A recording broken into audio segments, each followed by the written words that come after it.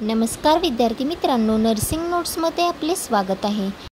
आजच्या व्हिडिओमध्ये आपण 5 जून 2008ची कम्युनिटी हेल्थ नर्सिंग म्हणजे सार्वजनिक आरोग्य परिचर्या फर्स्ट GNM फर्स्ट इयरची प्रश्नपत्रिका बघणार आहोत।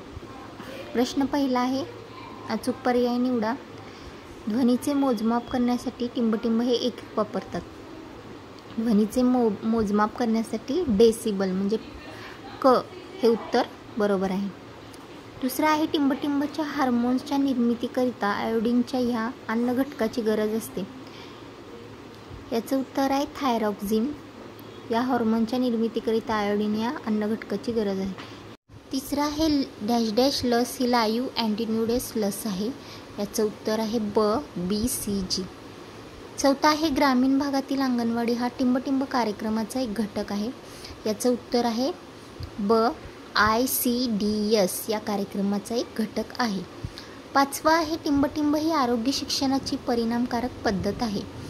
याचं उत्तर आहे समूह चर्चा ही आरोग्य शिक्षणाची परिणामकारक पद्धत आहे। प्रश्न ब बघूया, जोड्या लावा। पहिला आहे, केर कचरा विल्हेवाट। याचं उत्तर आहे भस्मीभवन। दुसरा आहे, स्लाइड प्रोजेक्टर। याचं आहे दृश्यश्राव्य साधन। तिसरा आहे, वाफेच्या दाबाखाली। याचं उत्तर आहे अन्न लवकर शिजते। चौथा आहे, तोंडाची स्वच्छता।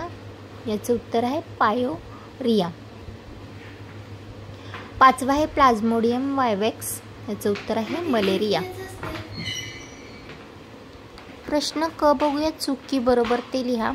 पहिला प्रश्न आहे, मनुष्याच्या आरोग्यास आहार हा हानिकारक आहे। याचं उत्तर चूक आहे।